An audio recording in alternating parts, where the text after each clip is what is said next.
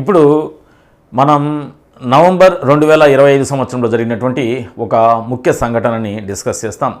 So రేపు రాబోయేటువంటి competitive examination ఏదైనా సరే, అది డిస్ట్రిక్ట్ సెలక్షన్ కమిటీ స్కూల్ టీచర్స్ని రిక్రూట్ చేసే డిఎస్సి కావచ్చు, లేదా గ్రూప్స్కు సంబంధించినది కావచ్చు, లేదా కానిస్టేబుల్ సబ్ ఇన్స్పెక్టర్స్కి సంబంధించినటువంటి కావచ్చు. సో వీటిలన్నింటిలో తప్పనిసరిగా అడగడానికి అవకాశం ఉన్నటువంటి ఒక అంశాన్ని ఇప్పుడు మనం డిస్కస్ చేయబోతున్నాం. అదేంటి అంటే చూడండి, నవంబర్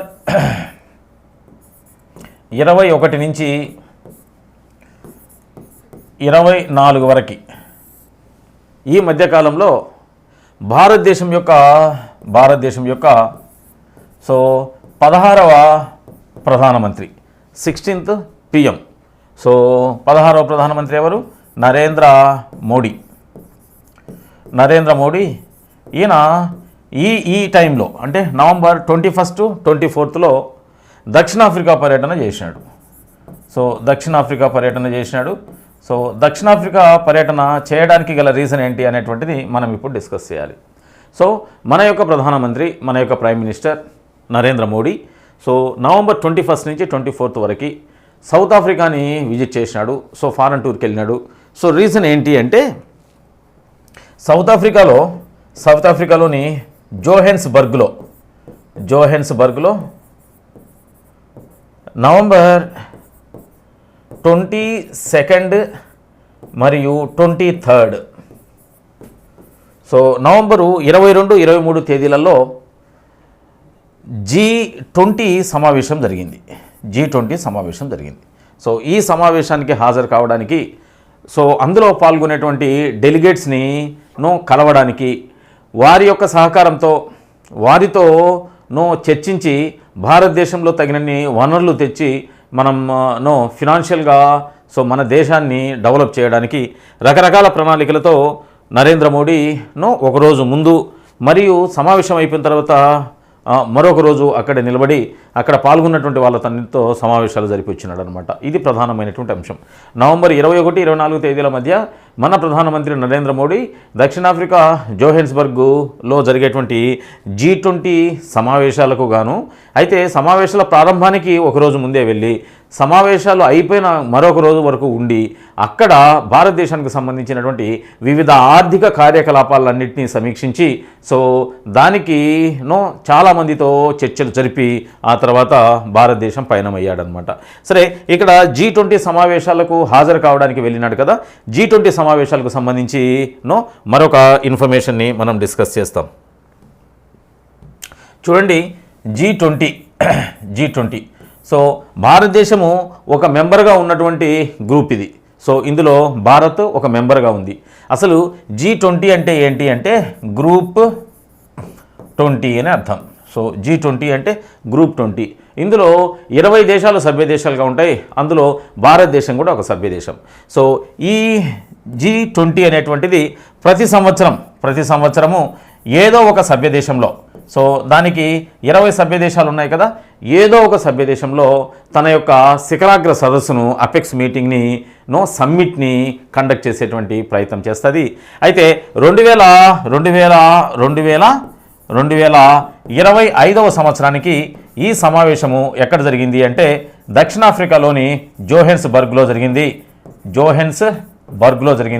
సో జోహెన్స్బర్గ్ ఎక్కడ ఉంది అంటే సౌత్ ఆఫ్రికాలో ఉంది. ఓకే, ఈ జోహెన్స్బర్గ్లో జరిగినటువంటి ఈ సమావేశము వరుస క్రమంలో ఎన్నవ సమావేశము అంటే 20వ సమావేశం. సో ఇప్పటి వరకు 20 సమావేశాలు ఈ G20 సమ్మిట్లు 19 జరిగినాయి. ఇది 20వ సమావేశం. ఓకే, సో ఈ 20వ సమావేశాన్ని కంటే ముందు 19వ సమావేశం ఎక్కడ జరిగింది అంటే ఇది బ్రెజిల్లో జరిగింది. రియో డి జెనిరియో అనేటువంటి ప్రాంతంలో. సో బ్రెజిల్లో జరిగింది. ఓకే, మరి 18వ సమావేశము ఎక్కడ జరిగింది అంటే సో 18వ సమావేశం సో మన భారతదేశంలో జరిగింది. సో ఇప్పటివరకు G20 సమావేశం ఒకే ఒక్కసారి మన భారత్లో జరిగింది. అది కూడా 2023వ సంవత్సరంలో 2023వ సంవత్సరంలో సో 18వ G20 సమ్మిట్ మన భారతదేశంలో జరిగింది అనమాట. సో వసుదైక కుటుంబం, అందరము కలిసి ఉండాలి, ఒకే రకమైనటువంటి భూమి, ఒకే రకమైనటువంటి ఆలోచనలు, ఒకే రకమైనటువంటి కుటుంబ తరహాలో మనమంతా ఉండాలనేటువంటి ఒక థీమ్తో 18వ G20 సమావేశాలు జరిగినాయి. సరే, ప్రస్తుతం మనం డిస్కస్ చేయవలసింది 20వ సమావేశం కదా. జోహెన్బర్గ్లో జరిగినటువంటి ఈ సమావేశం 20వది. దానికంటే ముందు 19వది బ్రెజిల్లో జరిగింది. దానికంటే ముందు 18వది భారత్లో జరిగింది. ఇక 21వ సమావేశం 2026లో సో 21వ సమావేశం ఎక్కడ జరపాలని నిర్ణయించారు అంటే యుఎస్ఏలో మియామి అనేటువంటి ప్రాంతంలో జరపాలని నిర్ణయించారు. సో మియామి తర్వాత జరగబోయేటువంటి సో G20 శిఖరాగ్ర సమావేశం తర్వాత జరగబోయేటువంటి ప్రాంతం ఏంది అంటే యుఎస్ఏలోని మియామి. అయితే ఇక్కడ మనం గమనించాల్సింది ఏంటి అంటే USA, United States of America 20వ సమావేశం 2025 నవంబర్ 22, 23 తేదీలలో జోహెన్స్బర్గ్లో జరిగింది కదా. ఆ సమావేశానికి హాజరు కాలే కాబట్టి రేపు 2026లో సమావేశం అక్కడ జరగడానికి అవకాశం ఉందా లేదా మనం ఇంకా ఇప్పుడే it is too early to decide. So that's why so schedule అయితే ఏంటి అంటే 21వ సమావేశము అమెరికాలోని మియామిలో జరుగుతుంది. 22వ సమావేశము 2027లో యునైటెడ్ కింగ్డమ్, గ్రేట్ బ్రిటన్లో జరిగేటువంటి అవకాశం ఉంది. ఓకేనా, నేను బ్రీఫ్ చేస్తున్నా. G20 సమావేశము, G20కే ఎక్స్పాన్షన్ ఏంటి, గ్రూప్ 20. సో ఇది ప్రతి సంవత్సరము తన యొక్క సభ్య దేశాలలో 20 సభ్య దేశాలు ఉన్నాయి. ఈ 20 సభ్య దేశాల స్ట్రక్చర్ ఎట్లా ఉంటుందంటే 19 సభ్య దేశాలు, ఒకటి శాశ్వత ఆహ్వానిత దేశం, పర్మనెంట్ ఇన్వైటీ అనమాట. సో ఇది ఏంటి అంటే యూరోపియన్ యూనియన్. సో శాశ్వతంగా ఎక్కడ సమావేశం జరిగినా కూడా ఒక గెస్ట్ రోల్ను ప్లే చేస్తూ అటెండ్ అవుతుంది అనమాట, శాశ్వత ఆహ్వానితులు అనమాట. సో మొత్తానికి 19 దేశాలు మరియు ఒక యూనియన్ అన్నీ కలిసి దాన్ని ఏమంటున్నాం, గ్రూప్ 20 అంటున్నాం. ప్రతి సంవత్సరము సమావేశాలు తన సభ్య దేశాల్లో జరుపుకుంటుంది. అయితే 2025 సో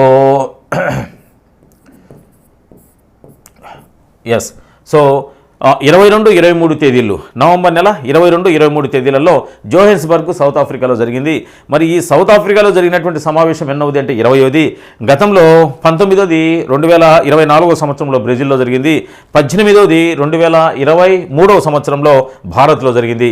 ఇక 21వ సమావేశం ఎక్కడ జరగడానికి అవకాశం ఉంది అంటే United States of America Miami అనేటువంటి ప్రాంతంలో జరగడానికి ప్రాబబిలిటీ ఉంది. అండ్ దెన్ 22వ సమావేశము యునైటెడ్ కింగ్డమ్లో జరిగేటువంటి అవకాశం ఉంది. అసలు నిన్న జరిగినటువంటి G20 సమావేశానికి సంబంధించినటువంటి విషయాలను మనం డిస్కస్ చేసినట్లయితే G20 ఎస్. సో ఇక్కడ ఒక థీమ్ను తీసుకొని సో 22, 23 సో నవంబర్లలో ఈ సమావేశం జరిగింది. నవంబర్ 2025లో జరిగింది. సో ఈ సమావేశంలో వీళ్ళ యొక్క థీమ్ ఏంటి అంటే సాలిడారిటీ, ఈక్వాలిటీ అండ్ సస్టైనబిలిటీ. ఇది ఈ సమావేశాల యొక్క థీమ్. సో ఐకమత్యం, సమానత్వం, సుస్థిర అభివృద్ధి. ఓకే, ఇది థీమ్ అన్నమాట. సో ఇది ప్రధాన అజెండాగా సో G20 సమావేశం. సో 20వ G20 సమావేశం ఇది. ఈ 20వ G20 సమావేశం సో సౌత్ ఆఫ్రికాలోని జోహెన్స్బర్గ్లో జరిగింది. ఏ థీమ్ను పెట్టుకునిందంటే సాలిడటరీ, ఈక్వాలిటీ అండ్ సస్టైనబిలిటీ. అంటే సభ్య దేశాలన్నీ కూడా, సభ్య దేశాలు కాదు, ప్రపంచంలో ఉండేటువంటి అన్ని దేశాలు కూడా కలిసిమెలిసి ఐకమత్యంగా ఉండాలని, సో అందరూ కూడా సమాన హోదా కలిగినటువంటి దేశాలుగా ఒకరినొకరు భావించుకోవాలి. ఒకరు ఎక్కువ, ఒకరు తక్కువ అనేటువంటిది లేకుండా ఒకరితో ఒకరు సహకరించుకొని ఆ తర్వాత అందరూ డెవలప్ కావాలి. సో ఆ డెవలప్మెంట్ కూడా సస్టైనబుల్ డెవలప్మెంట్ కావాలి, అంటే స్థిరంగా ప్రతి దేశంలోనూ అటువంటి డెవలప్మెంట్ను ఉండే విధంగా మనం చూసుకోవాలి అనేటువంటిది ప్రధానమైనటువంటి థీమ్గా ఈ సమావేశాలు 2 రోజుల పాటు జోహెన్స్బర్గ్ సౌత్ ఆఫ్రికాలో జరిగినాయి అన్నమాట. సరే, ఇక్కడ జరిగినప్పుడు ఓవరాల్గా వీళ్ళు ఒక డిక్లరేషన్ ఇచ్చారు. సో ఈ డిక్లరేషను ఎన్ని పేజీలు ఉంది అంటే 39 పేజీల డిక్లరేషన్ ఉంది. సో ఇందులో ఓవరాల్గా సో ఇక్కడ డిస్కస్ చేసి కొన్ని అంశాలను రిప్రజెంట్ చేశారు. ఆ అంశాలు ఎన్ని అంశాలు ఉన్నాయి అంటే 112 అంశాలు ఉన్నాయి. సో టోటల్గా 112 పాయింట్స్ని వీళ్ళు రెఫర్ చేసినారు. ఈ 112 అంశాలను సో ఈ G20లో ఉండేటువంటి సభ్య దేశాలన్నీ పాటించాలని, రాబోయేటువంటి సమావేశం లోపల వీటిని సాధ్యమైనంత వరకు సాధించాలి అని 112 అంశాలను వీళ్ళు 39 పేజీలలో ఒక డిక్లరేషన్ లాగా చేశారనమాట. అంటే టోటల్గా డిక్లరేషన్ సో ఇన్ని పేజీల డిక్లరేషన్ ఇన్ని పాయింట్లను కలిగి ఉంది అనేటువంటి విషయాన్ని మనం గమనించాలి. అయితే ఈ పాల్గొన్నటువంటి దేశాలలో అన్ని దేశాలలో కూడా సో ఒక్క దేశం మాత్రం ఓవరాల్గా ఈ డిక్లరేషన్ని రిజెక్ట్ చేసింది. ఆ దేశం పేరు ఏంటి అంటే అర్జెంటీనా. సో అర్జెంటీనా అనేటువంటి దక్షిణ అమెరికాలో ఉన్నటువంటి ఒక దేశం. సో దక్షిణ అమెరికాలో ఉండేటువంటి ఒక దేశం. సో దక్షిణ అమెరికాలో ఒక దేశం. సో దీని యొక్క క్యాపిటల్ ఏంటి అంటే బ్యూనస్ ఎయిర్స్. సో ఏంటి ఈ దేశము యొక్క రోల్ ఏంటి, ఈ దేశాన్ని ఇప్పుడు మనం ఎందుకు డిస్కస్ చేసుకోవాల్సింది అంటే ఇది దక్షిణ అమెరికాలో ఉండేటువంటి 2 సభ్య దేశాల్లో ఇదొక సభ్య దేశం. G20కి సంబంధించి దక్షిణ అమెరికాలో 2 సభ్య దేశాలు ఉన్నాయి. ఒకటి అర్జెంటీనా, రెండోది బ్రెజిల్. అయితే ఈ 2 సభ్య దేశాలలో అర్జెంటీనా సో ఈ టోటల్గా ఏదైతే డిక్లరేషన్ చేశారో ఆ డిక్లరేషన్ని వ్యతిరేకించింది అనమాట. సో ఇక్కడ తెలిపినటువంటి పాయింట్లు సమ్మతం కాదు అని చెప్పింది అనమాట. ఓవరాల్గా మనం చూసినట్లయితే అర్జెంటీనా యునైటెడ్ స్టేట్స్ ఆఫ్ అమెరికాకి సో క్లోజ్ అసోసియేట్, అంటే ఆల్మోస్ట్ నమ్మిన పంటుగా ఉంటుంది Argentina. So United States of America ఈ 20వ సమావేశానికి హాజరు కాకపోవడానికి యుఎస్ అంటే అమెరికా ఏంటి కారణాలు చెప్పింది అంటే సౌత్ ఆఫ్రికాలో ఉన్నటువంటి శ్వేత జాతీయులైనటువంటి మైనారిటీలను వివక్షతతో వ్యవహరిస్తోందని సౌత్ ఆఫ్రికా గవర్నమెంటు సో అక్కడ ఉన్నటువంటి శ్వేత జాతీయులు వాళ్ళు మైనారిటీలు. సో ద బ్లాక్ అక్కడ మెజారిటీ.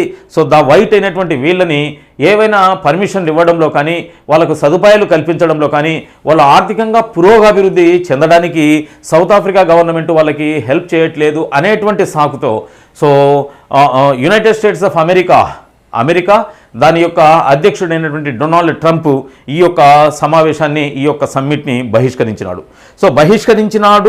సో అమెరికా యొక్క క్లోజ్ అసోసియేట్ అయినటువంటి అర్జెంటీనా వెంటనే అమెరికా బహిష్కరించింది కదా. సో అమెరికాకు క్లోజ్ అసోసియేట్ అయినటువంటి అర్జెంటీనా అసలు డిక్లరేషన్ ప్రజెంట్ చేస్తానే మొట్టమొదటి అపోజ్ చేసింది ఎవరు అంటే అర్జెంటీనానే అపోజ్ చేసింది. ఒక్కసారి మనం జరుగుతున్నటువంటి సంఘటనలన్నింటినీ గమనించినట్లయితే సో నిన్నటి దినమున అమెరికా సో వెనిజులా మీద అటాక్ చేసి సో హ్యూగో చావేజ్ ఉన్నప్పటి నుంచి కూడా సో వెనిజులాకి అధ్యక్షుడుగా హ్యూగో చావేజ్ ఉన్నప్పటి నుంచి కూడా వెనిజులాలో ఉండేటువంటి ఆయిల్ డిపాజిట్స్ మీద కన్నేసినటువంటి అమెరికా ఎటు తిరిగి వెనిజులాను తన కంట్రోల్లోకి తీసుకోవాలని తెగ ప్రయత్నం చేస్తుంది.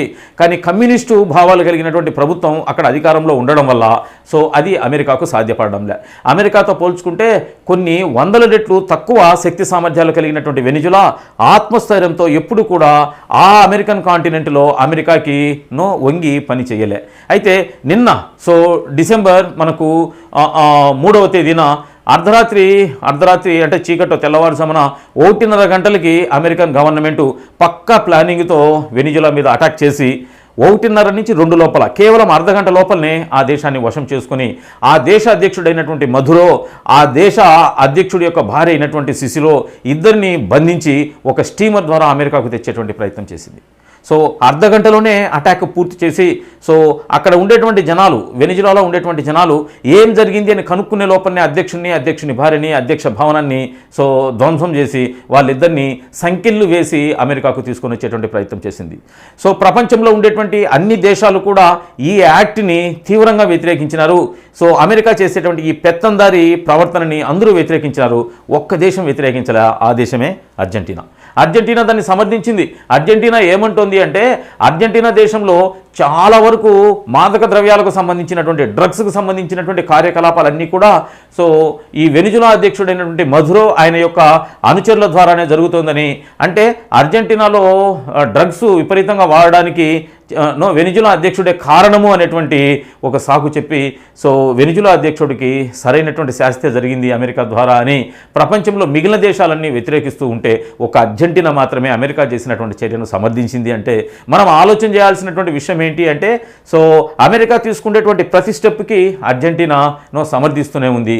ఇక్కడ సమావేశాలను బైకాట్ చేసింది కాబట్టి సో అమెరికాకు వైపున ఎడ్జ్ చూపించాలనేటువంటి ఉద్దేశంతో చేసినటువంటి డిక్లరేషన్లో 112 అంశాలు అది వ్యతిరేకించింది అనమాట.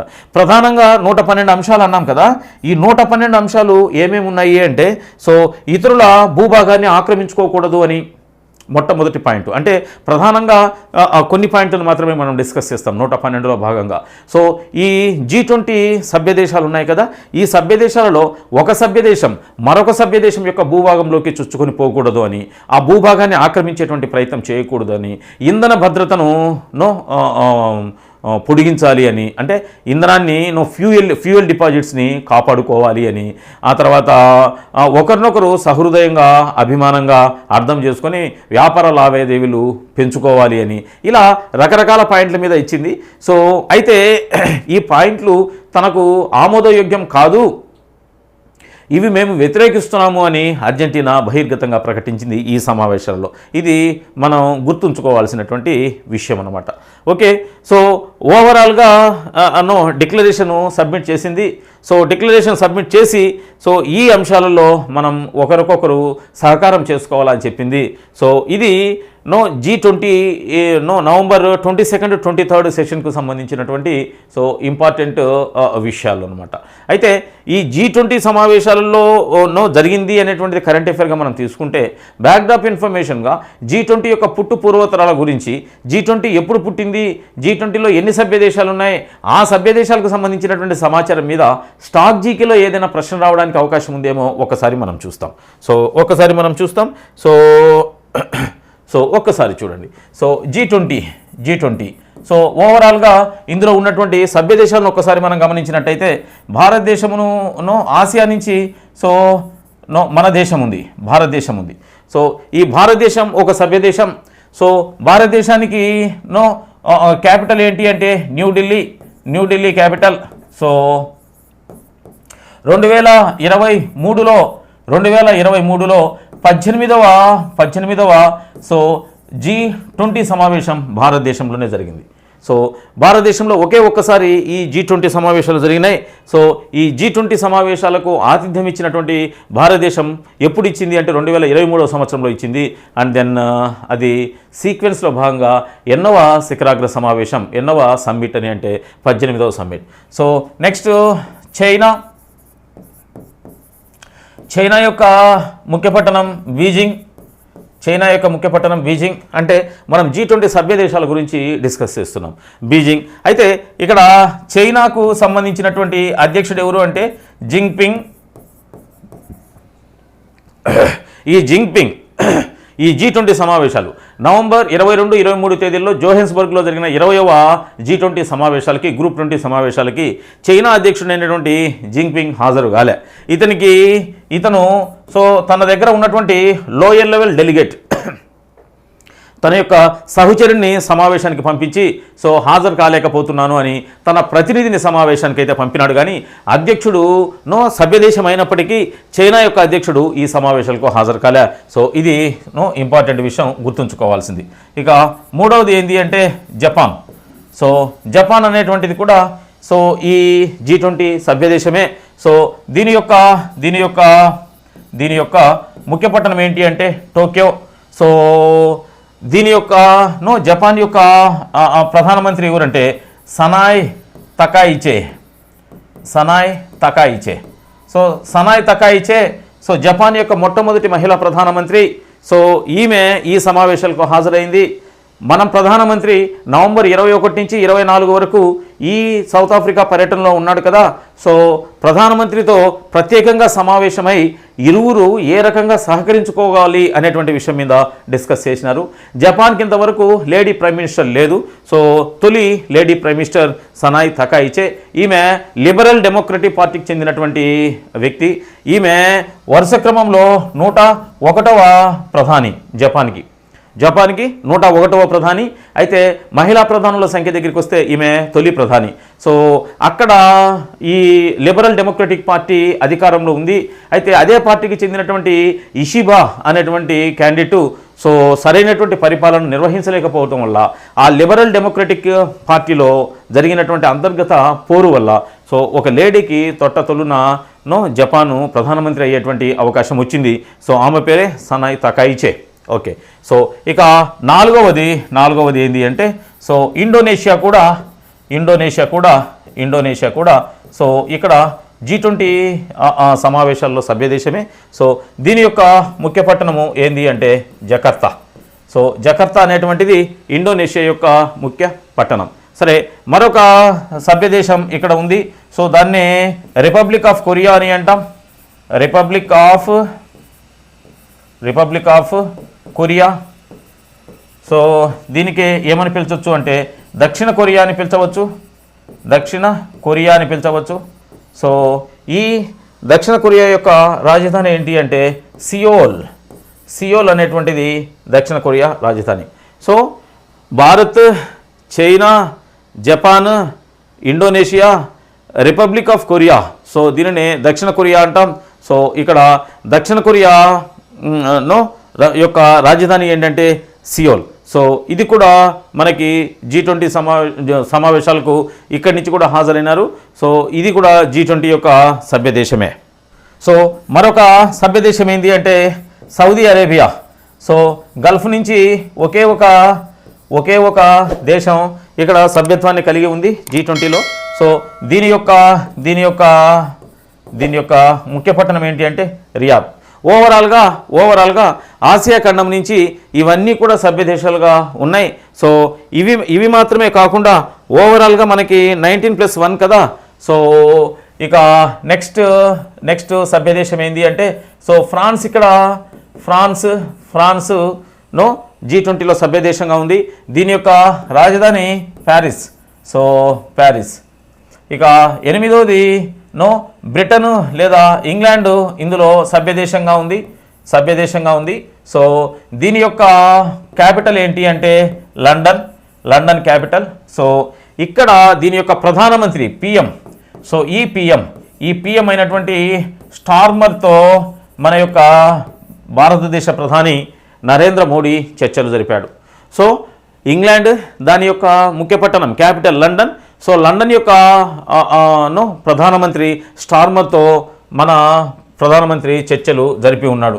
ఇక నెక్స్ట్ జర్మనీ. సో జర్మనీ యొక్క రాజధాని బెర్లిన్. సో జర్మనీ కూడా ఇందులో సభ్యదేశంగా ఉంది. So next Turkey. So Turkey పట్టణం అంకారా. సో టర్కీ యొక్క ముఖ్య పట్టణం అంకారా. సో ఇక మనకి రష్యాను కూడా వాస్తవంగా ఐరోపా మరియు ఆసియా ఖండాలకు విస్తరించి ఉన్నప్పటికీ కూడా సో ఐరోపాలో ప్రధాన దేశంగానే చెప్పుకుంటాం. సో దీని యొక్క ముఖ్య పట్టణం ఏంటి అంటే మాస్కో. సో దీని యొక్క అధ్యక్షుడు ఎవరు అంటే వ్లాదిమిర్ పుతిన్. సో మనం ఇంతకుముందుగా చైనా యొక్క అధ్యక్షుడు ఈ సమావేశాలకి సభ్యదేశం అయినప్పటికీ ఈ సమావేశాలకు హాజరు కాలేదని చెప్పినాం కదా. సో హాజరు కానటువంటి మరో దేశం యొక్క అధ్యక్షుడు ఎవరు అంటే రష్యా. అయితే చైనా ఎలా అయితే చేసిందో రష్యా కూడా వ్లాదిమిర్ పుతిన్ ఈ సమావేశాలకు హాజరు కాలేకపోయినప్పటికీ సో అతని యొక్క రిప్రజెంటేటివ్, అతని యొక్క ప్రతినిధి అతను ఇచ్చినటువంటి మెసేజ్ను తీసుకుని G20 సమావేశాలకు జోహెన్స్బర్గ్లో హాజరై ఉన్నాడు. సో కాబట్టి ఇప్పటి వరకు మనకు హాజరును కానటువంటి అధ్యక్షుల లిస్టులో సో చైనా అధ్యక్షుడు జింగ్పింగ్ రాలే, ఆ తర్వాత రష్యా అధ్యక్షుడు వ్లాదిమిర్ పుతిన్ కూడా రాలే. మరొక సభ్యదేశం ఏంటి అంటే ఇటలీ. సో ఇది కూడా G20 సభ్య దేశమే. సో దీని యొక్క క్యాపిటల్ ఏంటి అంటే రోమ్.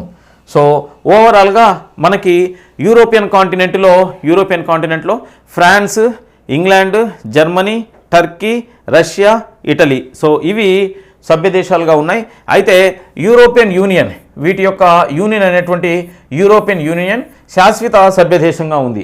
యాక్చువల్గా G20లో 19 దేశాలు మాత్రమే ఉంటాయి. సో ఒకటి ప్రత్యేక ఆహ్వానితులు, శాశ్వత ఆహ్వానితులుగా ఒక యూనియన్ ఉంది. ఆ యూనియన్ యూరోపియన్ యూనియన్ అని చెప్పి ఉన్నాం. సో ఇవే కాకుండా ఇందులో నెక్స్ట్ ఓషినియా ఖండానికి చెందినటువంటి సో ఆస్ట్రేలియా కూడా ఇందులో సభ్యదేశమే. సో ఆస్ట్రేలియా యొక్క రాజధాని కాన్బెర్రా. సో ఆస్ట్రేలియా ఇందులో సభ్యదేశంగానే ఉంది. అదేవిధంగా సో దక్షిణ అమెరికాకు చెందినటువంటి బ్రెజిల్, సో బ్రెజిలియా, దీని యొక్క capital Brasilia. And then Argentina. So Argentina యొక్క క్యాపిటల్ బ్రూనస్ ఎయిర్స్ అని చెప్పినాం. సో దీనికి సంబంధించి మనం డిస్కస్ చేసినటువంటి విషయం ఏంటి అంటే సో ఓవరాల్గా 112 పాయింట్లతో డిక్లరేషను ఈ సమావేశము, ఈ శిఖరాగ్ర సదస్సు ప్రకటించినప్పుడు అందులోని అంశాలని సో రిజెక్ట్ చేసింది, సో సమ్మతించింది, వ్యతిరేకించింది అర్జెంటీనా అని చెప్పుకొని ఉన్నాం. ఇక ఉత్తర అమెరికా ఖండంలోనికి వస్తే so United States of America, దీని యొక్క రాజధాని వాషింగ్టన్ డీసీ.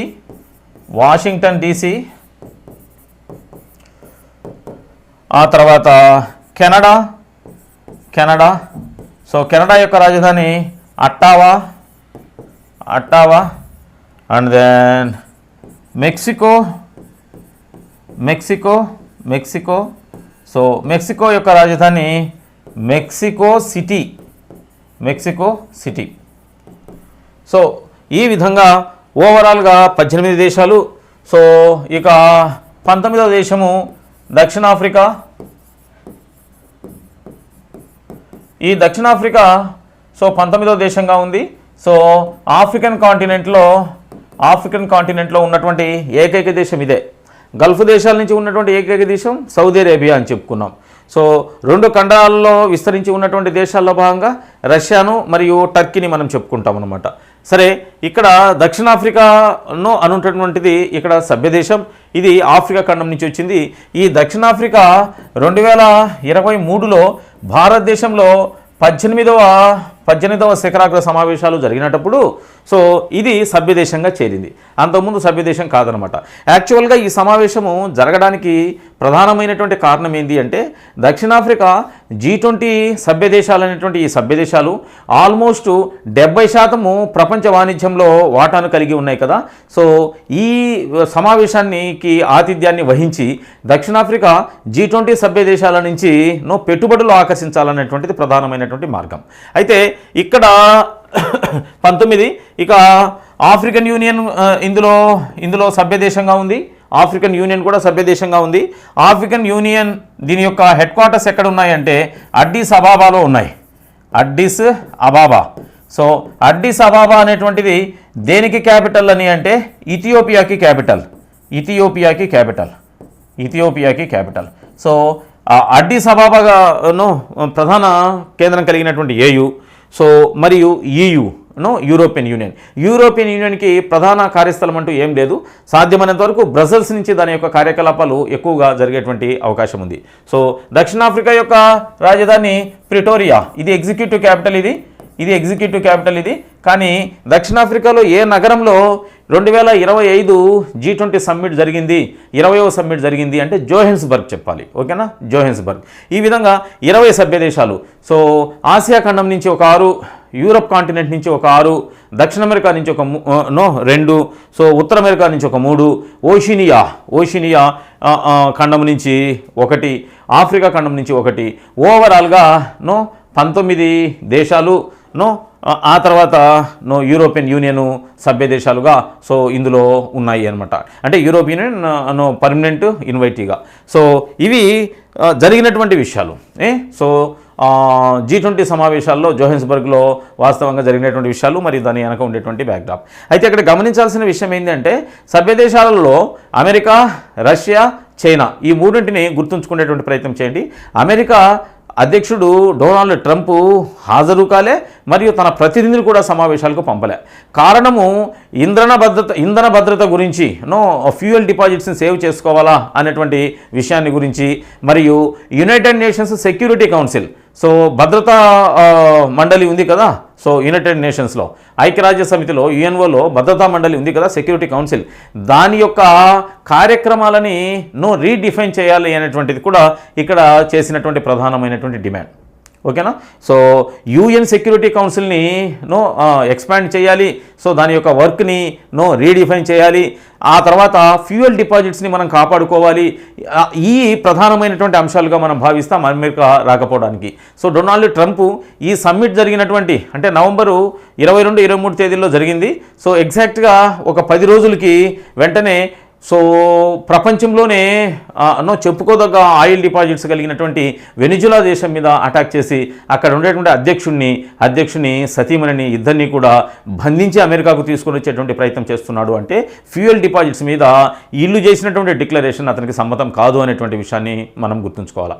మరొక ముఖ్యమైనటువంటి విషయం ఎందుకు రాలేదు అంటే సో ఖచ్చితంగా సౌత్ ఆఫ్రికా అనేటువంటిది ఒక బ్లాక్ డామినేటెడ్ కంట్రీ. అక్కడ వైట్ అనేటువంటి వాళ్ళు మైనార్టీలుగానే ఉన్నారు. అయితే చాలా రోజుల నుంచి అమెరికా ఆగ్రహం వ్యక్తం చేస్తూ ఆరోపిస్తున్నటువంటి విషయం ఏంటి అంటే దక్షిణాఫ్రికా ప్రభుత్వం అక్కడ మైనార్టీలుగా భావిస్తున్నటువంటి శ్వేత జాతీయులకు తగినంత భద్రత కల్పించడం లేదని, వాళ్ళ యొక్క ఆర్థిక అభివృద్ధిలో అన్ని ఆటంకాలు ఎదుర్కొనేలా చేస్తోంది అని ప్రధానంగా ఆరోపిస్తోంది. సో ఎప్పుడైతే ఈ జోహెన్స్బర్గ్ సమావేశాలకు ఒకవేళ అటెండ్ అయి ఉండింటే అంత పెద్ద ప్లాట్ఫామ్ నుంచి దక్షిణాఫ్రికా ఏవైనా ఫండింగు విరాళాలు, సహాయ సహకారాలు, అభివృద్ధి కోసం పెట్టుబడులు అడిగినప్పుడు ఏదో ఒక ఓడి చెప్పాల్సింది వస్తుంది అమెరికా. అందుకని అది కూడా ఒక కారణమై ఉండొచ్చు. దక్షిణాఫ్రికాకు ఆర్థిక సహాయం చేయడం ఇష్టం లేనటువంటిది ఒక కారణం కావచ్చు. వెనిజులాలో ఆయిల్ డిపాజిట్ల మీద త్వరలో అటాక్ చేయాలనేటువంటి ప్రీ ప్లాన్డ్ యాక్టివిటీ ముందే ఉంది కాబట్టి ఆ ఇంధన భద్రత మీద ఇక్కడ డిక్లరేషన్ జరుగుతోంది కాబట్టి వెళ్ళకూడదు అనేటువంటిది కూడా ఒక రీజన్ కావచ్చు. సో ఒకరి భూభాగంలోనికి మరొకరు చొచ్చుకుని పోయేటువంటి ప్రయత్నం చేయకూడదు అనేటువంటి డిక్లరేషన్ కూడా ఈ డిక్లరేషన్లో ఒక అంశం కదా. సో వెనిజులా భూభాగాన్ని అమెరికా చొచ్చుకుని పోయి కేవలం అర్ధగంటలో అక్కడ ఉండేటువంటి అధ్యక్ష భవనంతో సహా మిగిలిన పెద్ద పెద్ద బిల్డింగ్లన్నీ డిమాలిష్ చేసి అక్కడ అధ్యక్షుని సంఖ్యలతో తీసుకొచ్చింది అంటే ఒకవేళ డిక్లరేషన్లో పాల్గొని ఉంటే సో ఖచ్చితంగా అమెరికాను మరింత ఎక్కువ మంది టార్గెట్ చేసి ఉండేవాళ్ళు.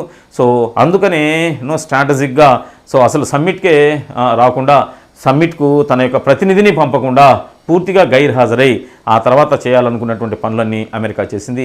ఇది G20 సమావేశాలకు సంబంధించినటువంటి ఇన్ఫర్మేషన్ మరియు G20 బ్యాక్డ్రాప్కు సంబంధించినటువంటి ఇన్ఫర్మేషన్. సో ఇక్కడ మీరు గమనించాల్సింది ఏంటి అంటే G20లో భారత్ యొక్క సభ్యత్వం, G20లో 18వ సమ్మిట్ ఇండియాలో జరిగిందనేటువంటి విషయం. ఆ తర్వాత ఇండియాలో జరిగినప్పుడు సౌత్ ఆఫ్రికా, దక్షిణాఫ్రికా ఒక సభ్యదేశంగా జాయిన్ అయింది. అదే సభ్యదేశంలో ఇప్పుడు 20వ G20 శిఖరాగ్ర సదస్సు సో నవంబర్ 22-23 తేదీల్లో 2025 సంవత్సరం జరిగింది కాబట్టి ఈ విషయాలను జాగ్రత్తగా గమనించండి. అయితే మరొక ముఖ్యమైనటువంటి విషయం ఏంటి అంటే ఇది తీసుకున్నటువంటి theme solidarity, equality and sustainability. అందరం ఐకమత్యంగా ఉండాలి, ఒకరి మీద ఒకరు గొడవలు చేసేటువంటి ప్రయత్నం చేయకూడదు, అందరూ సమానమే, ఒకరు ఎక్కువ ఒకరు తక్కువ అనేటువంటిది ఏమి ఉండదు.